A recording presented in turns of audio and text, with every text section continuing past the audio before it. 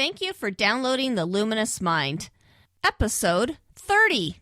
Now the question is, what's your voice? What makes you significant, different, unique, amazing? And that's the very first principle, is discover the one and only amazing you.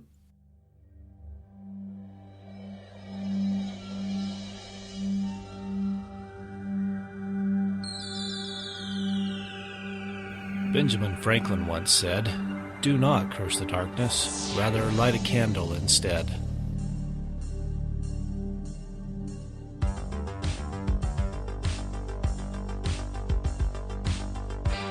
If you're ready to set your mind on fire, then prepare yourself for the Luminous Mind with your host, Rebecca Bowman.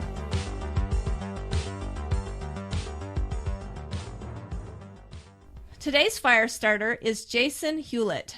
Jason Hewlett, the entertainer, author, speaker, and most importantly, husband and father, has inspired audiences for over a decade. Winner of the Best of State, awarded the Certified Speaking Professional from the National Speakers Association, Jason's book, Signature Moves, How to Stand Out in a Sit-Down World, helps youth discover what makes them unique and embrace their talents. Thank you for joining us, Jason. Thanks for having me. I'm excited to be here. I was telling Jason before we began that I was really disappointed this isn't video because his facial expressions alone just make you laugh so much. His website, which is jasonhewlett.com, is that right? I don't have that right in front of me. Jason Hewlett. Hewlett spelled like Hewlett Packard, Hewlett. .com. It says it's a hilarious G-rated entertainment, and all the little clips that I saw, I have to agree.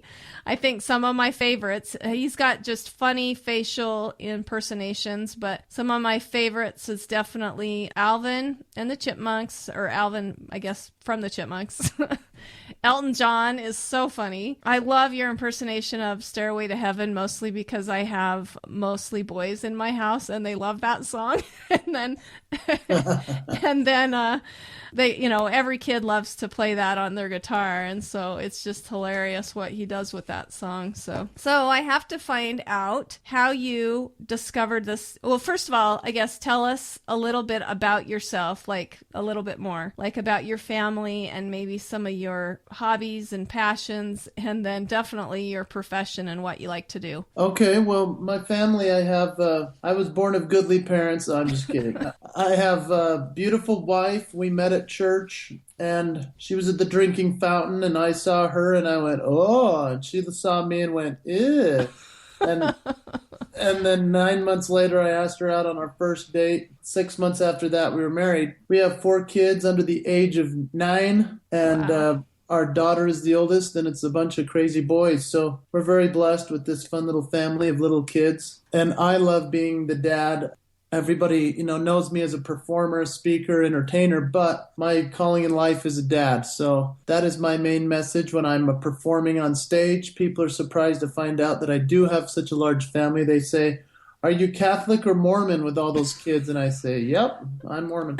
And so, when they 4 kids gets that kind of response. Well, when you're performing in New York or That's Florida or really anywhere outside of the West, it's surprising. That is true. And even in California, it's sort of funny. So, and as far as what I do for my hobbies are my kids at this point. We just, every chance I get to be with them, that's my goal. I guess I also like to work out. That's a favorite thing. And I like to climb mountains. So, which mountains have you climbed? I have to know. Well, I've climbed every mountain that I can see from my house, and I live in Utah, in Salt Lake City, so I climb those mountains. I've climbed the Grand Teton and some of the cool ones. So you're a mountain climber yourself? Yeah, well, I live not far from the Grand Teton, and yeah, I do rock climbing and hiking and stuff like that, so that's cool. Okay. And the Wasatch Front, I mean, when it's staring at you down in that area, you can't help but just want to be up there, so... Yeah, so that's my playground. And then, the Grand Teton was a monster goal that I set, and I lost 30 pounds in order to climb that mountain, which was real cool for me. As far as my passions, though, I actually get to make a living doing my passion. So I'm one of the rare lucky people that have created that kind of life, that I get to do what I'm best at on stage and for a living. And so it's a miracle that I make a living, but it also makes sense that I can. because I discovered what makes me different at a young age. And so as a performer, I tour all over the world for companies. I am very well known in the corporate market and very not well known in the public sector. And that's all by design so that I'll be valuable for the corporations that bring me in. And I do shows for them as well as keynote speaking, and I play Jimmy Fallon or Ryan Seacrest. Sometimes I get to be the master of ceremonies of a lot of these big events. So that's a really fun thing for me as well. Oh, that's cool. So how did you discover your talent? And how did you realize your face could contort in those directions?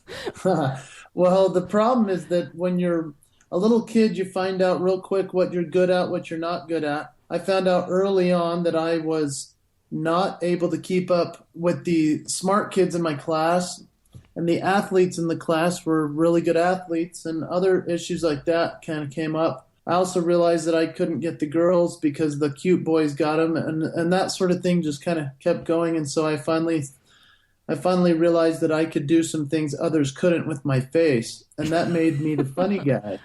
And so I started to practice my facial exercises. I discovered at the age of 5 that I did have a bigger mouth than everybody else, and I would stick my fist in my mouth and people would laugh, and then I would stretch my mouth and do whatever it took to make people laugh. When I went to the dentist, though, the dentist changed everything because he was the first guy to encourage the fact that I had a big mouth. He was like, open wide, and I went, wow. And he goes, okay, not that wide. We don't, but he was impressed that I had this huge mouth, and he said I had the biggest mouth of anyone he'd ever worked on, including he'd say I can use both hands, and he was impressed. And so he really changed a lot for me because he became an early mentor, as only a dentist can for a boy with a big mouth. And then he started to find out that I could do some things with my lips and my face. I had control over the muscles in my face at an extraordinary amount, I guess, compared to most people. So he encouraged that. And I started to practice these facial exercises, and I would do them every day. I could only do the Elvis lip curl to begin. And when my dentist said, you can do that lip curl, you should be able to do it with the other side. And I hadn't really thought of it because I only practiced the one side. But because he suggested that, I figured I may as well try. And I went home and practiced, eventually figured out how to move that muscle. And so since math went over my head, and I was almost held back every year for reading and English, history, all these things, I found out that I could make people laugh. And that I could practice making them laugh by doing silly things with my face and my voice. Yeah, and you've got some of the best voice impersonations that I've ever heard. So, well, that's nice. Great. So that's been something that's carried my career, being able to do vocal impressions of singers. And so when people say I'm a comedian, I sort of have to disagree because I consider myself more of an entertainer overall, because I'm not just telling jokes. Although I wish I were a good joke teller. But I do make funny sounds, and I do make things that are kind of not so funny turn into very funny. Yeah. By doing parodies. So I rewrite a lot of music. Yeah, that's what I was like with Stairway to Heaven. Yeah. That's really funny. And you can go on YouTube, I noticed, and see his facial impersonations. So if you want to see what we're talking about, I suggest you go on YouTube and see his facial exercises that he does, because it's definitely a talent that I've never seen before. So yeah, great. It took actually 8 years for me to figure out all of those different moves. And I have still to this day never met anyone that can do all of those. I've met people that can do other stuff, which is cool. But as a kid, those are the ones I worked on. And once I hit the nose wiggle, that was where I pretty much stopped working, because I went, well, nobody I've ever seen can do it like that, so I'm good. So that's where we went. And you got mentoring every 6 months from your dentist, so that's pretty awesome.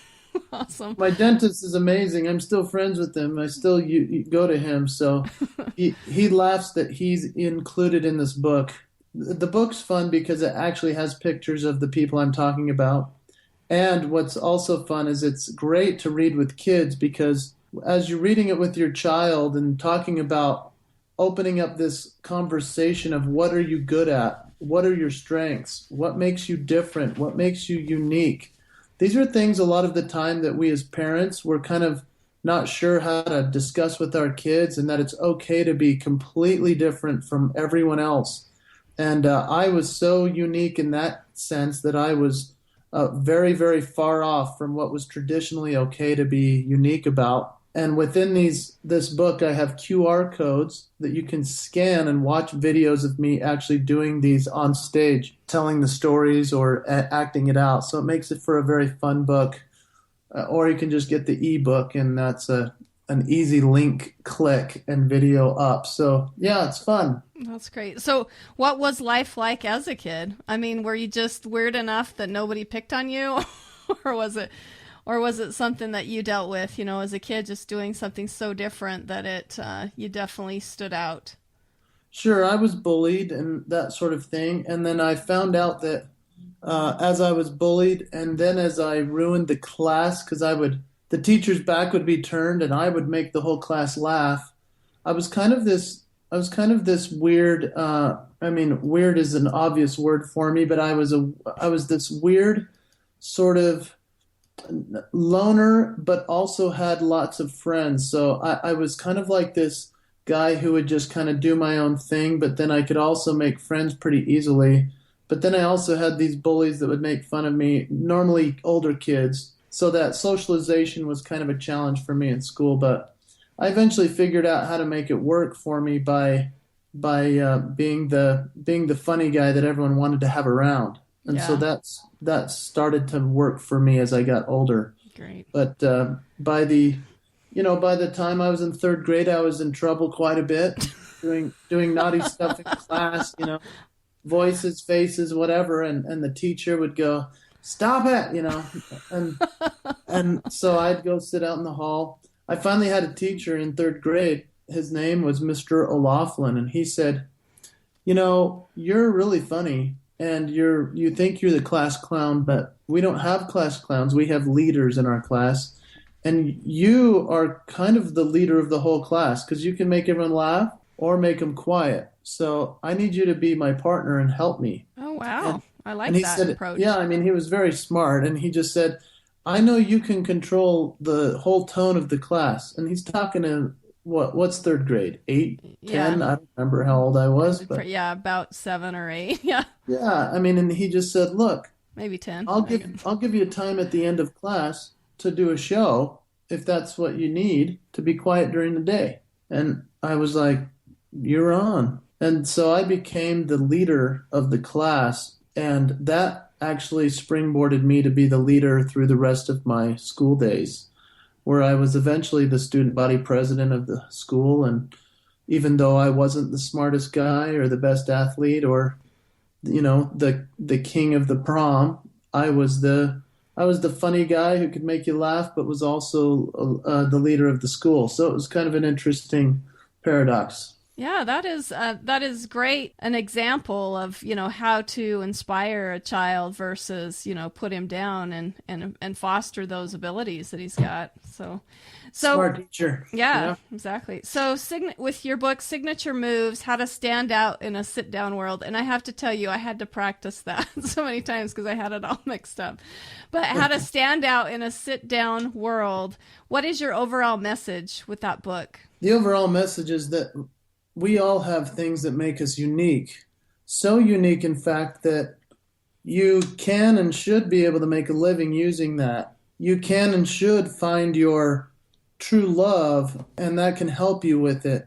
It can help you spread joy as only you can in this world when you discover that. And we all have these unique things that we can do. It might sound like we only have one as the way I'm speaking about it, but in all truthfulness, we have many. I illustrate it through doing the impressions of other people. So I'm kind of like this facilitator of doing impressions and voices of other people while telling you to be yourself. It's almost like this catch-22.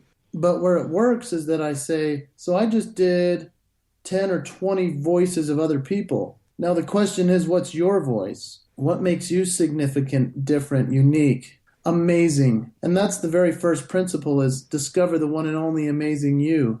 And as a kid, the best way to discover what you're good at and not good at is to try as many things as you possibly can. That's why we sign our kids up for soccer and dance and art, and we send them to school and we go to church and we try all these things to see what's going to take, what's going to give. And then the kids hopefully start to really discover what they like, what they're good at, what they gravitate toward.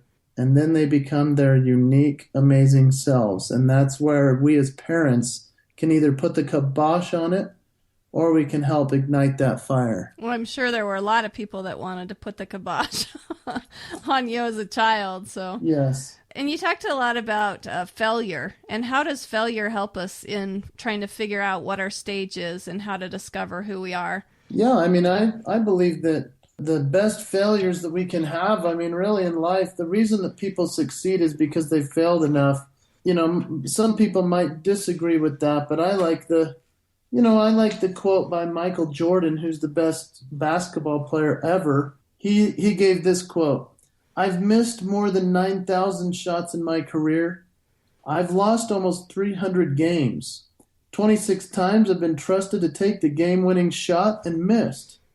I've failed over and over and over again in my life, and that is why I succeed." So often we don't think we should swing for the baseball coming at us because we might strike out. Well, what if we swing until we hit a home run? And so that's what the fail frequently is about. It's important to discover that, yeah, you're probably not good at a lot of things, and that's good, because the more you find out what you're not good at, the closer you get to what you are. Just like Thomas Edison said, I haven't failed 10,000 times. I've just found 10,000 ways that don't work.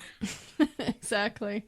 That's great. How do you suggest that a kid deal with that failure? I mean, sometimes that can be kind of discouraging, but... Oh, yeah, it certainly can. I believe it's just being in the right frame of mind, having parents that encourage instead of discourage.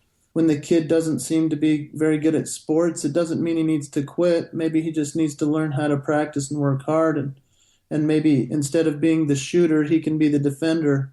And there's all kinds of ways around making sure that we educate our children to know that failure is the progression towards success. The main challenge, I think, is that when a kid succeeds too early at something, for example, I know some kids succeed really quickly at soccer. They're so good, and then they figure that's as good as they're going to be, and they don't keep practicing, and they peak by the time they're 8. Ooh. Well, what's the point of that? Yeah. And so then you've got other people who are just kind of mid-level soccer players who work so hard, who've discovered the secret of hard work, who discover the secret that it's okay to fail or maybe not be as good as that other guy, and use them as kind of a beacon to push toward, and eventually you blast past them, and next thing you know, you're playing high school or college or professional. So these types of things are proven principles that obviously discouragement can happen, but as we discover those silver linings along the way, it really can keep a kid afloat and keep them succeeding at one level after another, even through failure. That's great. Well, you talked about your friend the dentist and how he advised you and stuff, but what is some other advice that you've received that's been helpful? Well, I talk about in the book the importance of mentors. If your audience is, I'm imagining, since your audience is a lot of homeschoolers and so forth, they've probably read the Jefferson Education, Thomas Jefferson Education, and I love that book because it talks about the importance of mentors, which lo and behold, I find in my book, secret number 4, mimic masters and mentors. And I talk about how we should mimic people that we think are better than us in the chosen field that we want to become better at. For example, if you think of, let's do a musical version. Back in the day, there was a young boy named Michael Jackson who wanted to learn how to dance. He wanted to learn how to sing. He had a natural gift for it, but he really wanted to work his way up. And he was discovered by Motown's Berry Gordy, and they brought him in with his brothers, and they taught him how to really sing, how to make it really shine. And his mentor was a woman named Diana Ross. Diana Ross was really the first voice that Michael Jackson sang like. If you go back and listen to the records of him as a little boy, he had almost the same voice as Diana. And if we look at Diana Ross and how she learned how to project and sing and perform on stage, she was just doing a good impression of Smokey Robinson, who was really the first hit star of Motown back in the 60s. And so as you do the research back toward why certain people are great at certain things, obviously there are outliers that just sort of show up and, we go, wow, they just are great out of nowhere. Well, even Leonardo da Vinci had a painting teacher that was his mentor. I mean, and Leonardo's considered the best of all time. So I think that everybody has a mentor whose shoulders they stand on, but that mentor is a master to us and somebody we can look at and go, that's who I want to be like. That's what I want to create. Yeah. And that's why it's important as a kid, if you want to be a basketball player, put a basketball poster on your wall. If you want to be a great writer, then try to figure out how to read Yeats and Shakespeare and whomever else that really comes into the opportunities to read. But if you want to be a great singer, then listen to the great singers and say, well, I don't want to sound like Andre Bocelli, but I'd kind of like to sound like Bruno Mars. Okay, well, good. Let's look at what Bruno Mars had to do to get there. Bruno Mars is just doing a real good impression of Michael Jackson, and now he's discovering his own sound, his own voice, and making hit songs. What's your sound? That's how we get there. That's great advice. Before we go on, let us take a minute and hear about our sponsors. Hey, Firestarters, this is Mark, producer of The Luminous Mind. If you're like me, the thought of going out to the store and shopping is enough to make you want to crawl in a hole and hide. If that's you, then do your shopping online through Amazon. Just go to theluminousmind.net, click on the Amazon link, and shop away. Also, most of the books and resources that Rebecca and her guests discuss can be found on our Amazon links as well. Again, if you're like me, you have already accidentally signed up for Amazon Prime, so most of those purchases should have free shipping as well. Good luck!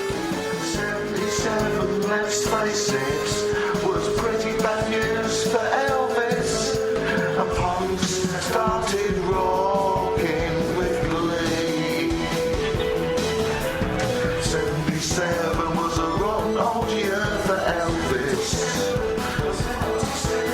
It wasn't much fun to be rock and roll's king back then. Welcome back to Signature Moves, How to Stand Out in a Sit-Down World with Jason Hewlett. So what are some personal habits that you think has made you successful, what you've accomplished? Well, I have an insatiable desire to learn. I love learning more than anything. I never stop reading, exploring, and trying to become better. I think also commitment is the most important word when it comes to success. Success is a habit, and so as we work toward really discovering that thing that makes us better, we can become even better as we find those mentors and commit to being as good or better than them, as long as we discover our own voice and our own sound. I would say just a desire to work hard, and as hard as I've worked for the last 36 years of my life to try to get to where I am today, I have a desire now to work smart. And so I think at some point it finally is starting to turn for me to work a little bit smarter, and instead of killing myself to get further and further along. I'm trying to enjoy every single day a lot more, whereas I used to just work, and try to push. Now I'm trying to enjoy the day with my kids and enjoy every single gig instead of just thinking, oh man, I got to get on another plane. Now I just go, man, this is so cool. Life is great. And I think having a attitude of gratitude, things we've heard everywhere, it is true. But I keep a journal as well, a daily journal. I'm very careful with that. I make sure to write in there every single day.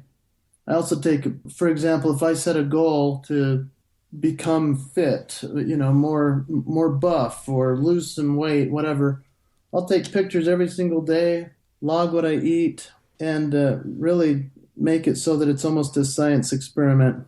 And I think with it, I think through accountability is how we measure results. And Yeah. so that's what I really espouse. That's great. Well, so what is the one thing that you're doing right now that you're most excited about? You're saying that you want to work smarter. So something that you're doing that you're pretty excited about. This year I've made quite a bit of changes over the last year, really. I used to run the whole office, the whole operation. When people say, well, you're just an entertainer doing a show, that's maybe about 3% of what I do, because I'm only doing between 4 and 10 shows a month. So what the rest of the time, it's a matter of running a business, creating a brand, doing a lot of sales and creation and all of these things behind the scenes that people would never imagine really goes on. And so as an entrepreneur, which I think I am running a full-time business here that can actually consume 120 hours a week if you're not careful. Yeah. And so I've learned that as I've discovered what my signature moves are, which I have many, I've also discovered what my signature weaknesses are. And so I've discovered that it's important to employ the people that are better at what I'm doing than what I shouldn't be doing. And so I have a lot of to-don't lists, and I've hired a lot of people around me and that I just admire the heck out of. I applaud at the feet of my financial guy because I cannot do that well. Just like he would never want to be on a stage and he wants to applaud for me. And so I'm allowing people that are better than me to help me. And so I have a couple of independent contractors who help me with website, social media, help me with these books and creating new content. I have people that are agents that are out there selling me and these types of people that make my life wonderful. So my big excitement for this year is that I've freed up my time enough by using the signature moves of others around me to be able to really focus on what my great signature move is. And I believe it all comes back to being an artist for me. I am an artist from the beginning of my life. And I've sort of lost that amidst trying to keep business afloat. And I think that happens to a lot of us while we're racing around trying to keep up with the world. And so my big excitement for 2015 is, I am an artist. I'm writing every day, drawing again after 20-year hiatus. I'm creating new material, new show material. It is so fun. And I'm rediscovering that passion for creating. Well, and it's probably made it come alive again, versus the minutia of running a business on top of it. So, yeah, I'm not good at the business stuff. I'm good enough to keep a business afloat, and I have for 15 years now. But I want this business to thrive. I don't want it to just survive. Yeah. So I'm now going to that new realm of I will crank out content as an artist, as a writer, as a speaker. And I will come up with all kinds of cool new show material ideas. And I'm working on a children's book series and just pretty much taking what I've always wanted to do and create it and having the team around me that can then fulfill it. That can sell it. That's awesome. So what are some of your long-term goals? Where do you see yourself down the road? Well, my biggest goal is still to create it so that I'm so out of the business day-to-day pieces, which I'm still trying to fish my way out of, that I can actually homeschool my kids. That is my biggest dream and goal. That's pretty cool. Challenge I've had is for the last 12 years I've been doing 200 dates a year, meaning my wife would either come with me or once we had children, they never saw me. And so when I say to my wife, let's homeschool, she's thinking, oh man, you're just going to dump the kids on me, while you go race around the world. I bet she was really excited about that. Yeah. And so I said, no, I want to create it so that I can homeschool the kids and you can help us as well, but it'll be my thing. So I've now raised my fee to such a price that my goal is to only need to do maybe 3 or 4 shows a month. That'd be great. Then I will only be gone a couple days a month, and I can even take the kids. That's not a big deal. But the problem is I have been doing 20 dates a month sometimes. So it's just a matter of turning that ship a little bit around, and I think I'm 6 months to a year out from that goal. And then as far as where I really want to be, I want to be able to be writing a new book, writing a new show every single year for the rest of my days. And I want to really be somebody within the homeschool family market that people can turn to as a reliable source of entertainment for families that's G-rated and that they can enjoy with their kids and never have to question what's being said as far as inappropriate or not. And I want them also to realize that there's an advocate for that in their world, and I want to be that guy. So that's what I'm working toward. Pretty big goals. Well, I love the fact that you, as a father, see the value of education, of wanting to homeschool your kids, that you're taking that role on yourself. That's one of the questions that I get asked a lot is, I have friends that come up and say, how can I get my wife to homeschool my children? And I just start laughing because I'm like, really? You want her to take that responsibility on? And so, yeah, I would definitely love to hear your ideas of what fathers can do, because I know dads are way more intuitive of what the world is turning into and seeing the value of, having good mentors in front of their children and having your children in front of people that are going to add value to their life versus just sending them off. And so I definitely would be interested in, when you get that under your belt, to figure out, what we can do to help fathers have a bigger role or to be a better support for their wife. I mean, my husband goes out and works every day, but there are definitely things he does to help support, my efforts at home. And so great. I'd love to hear him. You're right. Well, you're amazing. Anybody that's homeschooling, I bow down and I go, my gosh, that is so amazing.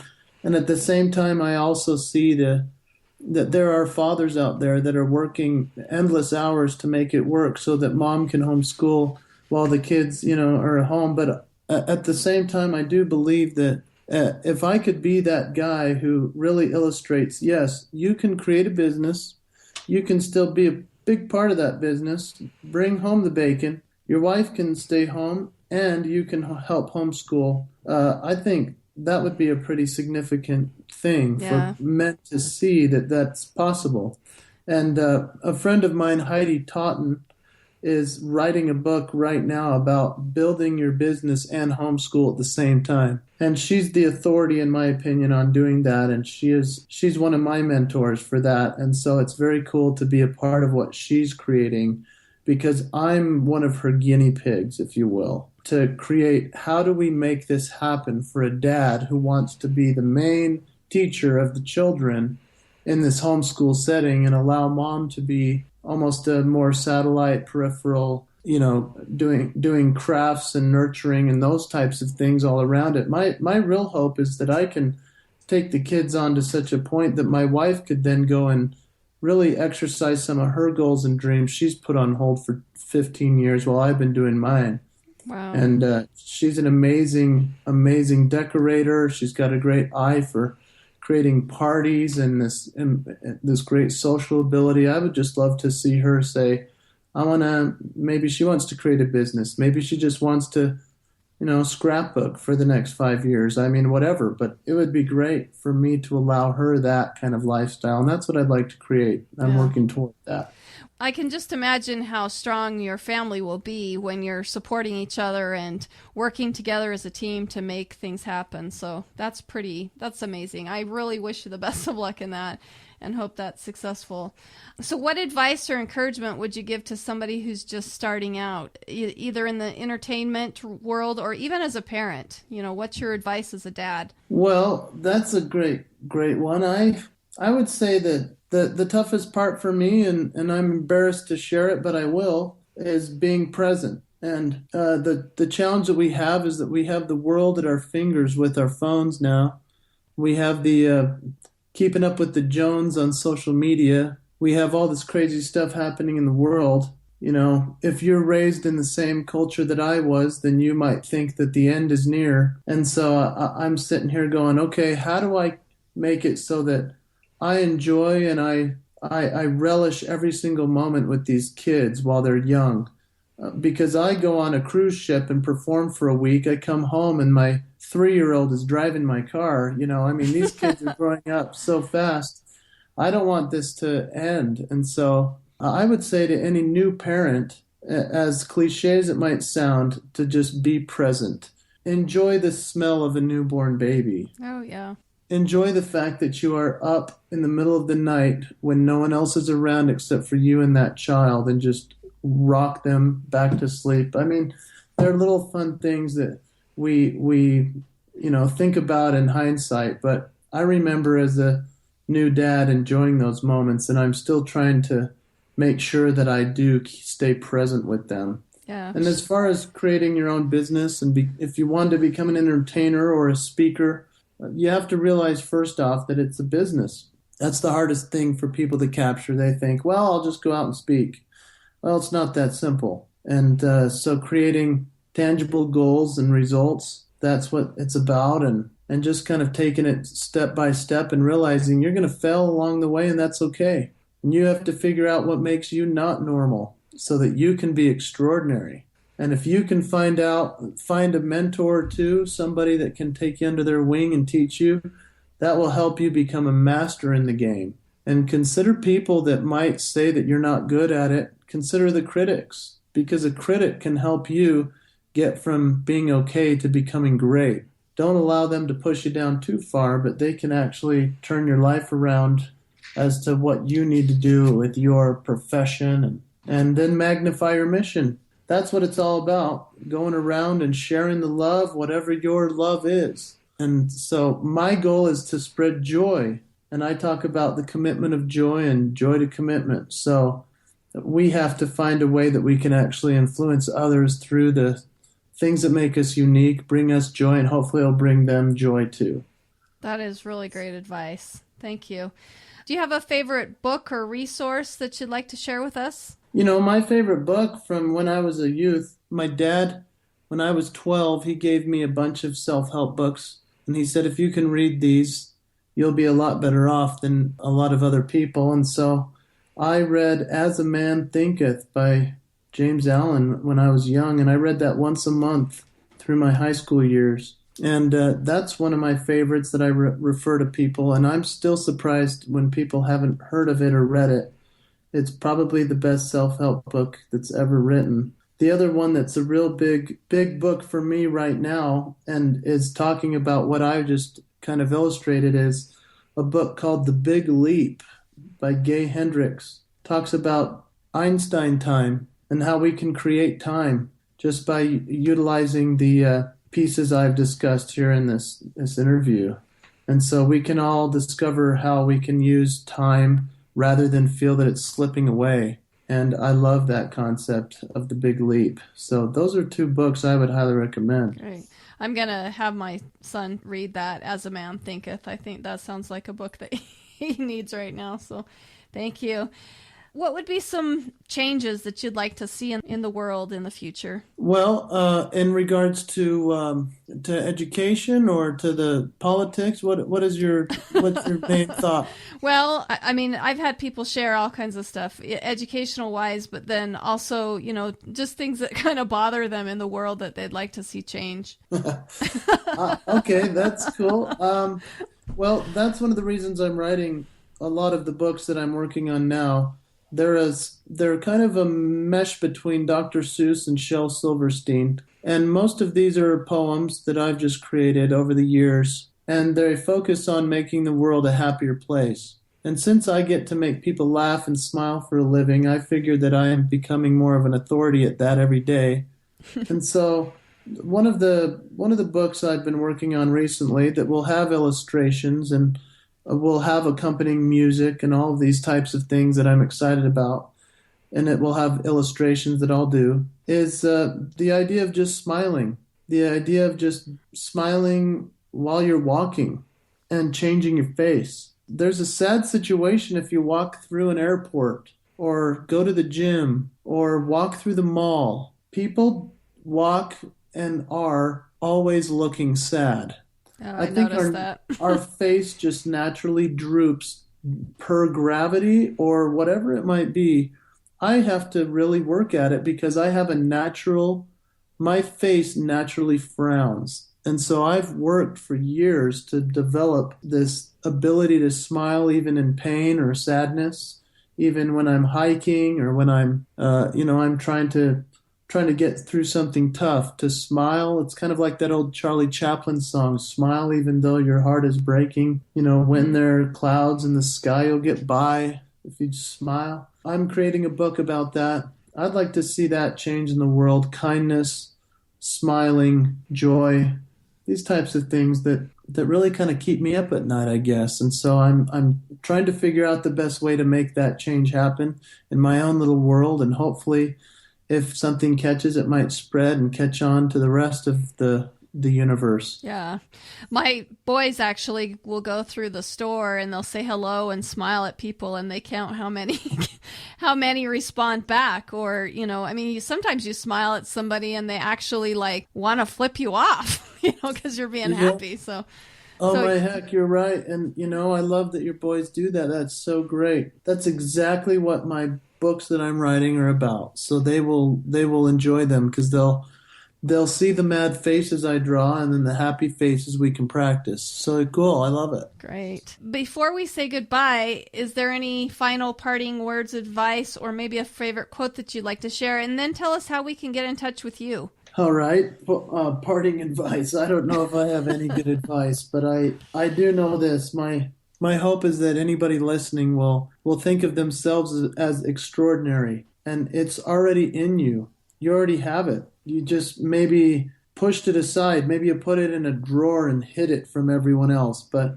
you have talents I don't have, and I have talents you don't want. So you need to go find that thing that makes you extraordinary. Go rediscover it if you used to have it. Use it to be able to help people and make their life better, because only you can do it. Even if that means that you have to do something bizarre, crazy, over the top, some big, audacious, good to great kind of goal. I hope that your listeners will do it, because you're not getting any younger. Why die with your music in you? And I hope that just kind of embrace the fact that you're not normal, and that's a good thing. So that is my advice, if I ever had any. And maybe to part, I can I could find it in me to do a little Alvin and the Chipmunks, since that's your favorite. Ready? Yep. Christmas, Christmas time is near, time for toys and time for cheer. We've been good, but we can't last. Hurry Christmas, hurry fast. Won't I play that loop? Me, I want a hula hoop. You can help me stand the rain. Please, Christmas, don't be late. All right, that's Alvin and the Chipmunks. That's awesome. Thank you. So your peeps can find me at jasonhewlett.com. That's HEWLETT. They can get the book there, the ebook or the print version, or they can get a DVD of my show, which was performed in Las Vegas in front of 10,000 people, which includes impressions of Jim Carrey working as a Subway sandwich artist, U2 trying to sing Spanish, all the way down to the old time stuff, Louis Armstrong, the Bee Gees. No one knows how they can sing so high, but they do. And so it's a fun show that the kids can enjoy with the families for a family night together, to laugh and to recommit to having a good present life. Thank you. And it is super funny. I have to tell you, that's why every time I see a picture of you or something, I just laugh. Just because of that. So thank you so much for joining us, and for all your words of inspiration, and for allowing us to listen to your advice. I appreciate that. Hey, thank you for having me on, and I'm excited to listen to all the other cool interviews you're doing. Great. Thanks. Thank you for listening to The Luminous Mind. To learn more about Jason Hewlett, go to our website, theluminousmind.net. You'll be able to find all of his information under our show notes. Also, like us on Facebook, follow us on Twitter and Google+. Subscribe to our audio content by going to iTunes as well as YouTube. Help us to continue to light minds on fire and change the paradigm of education.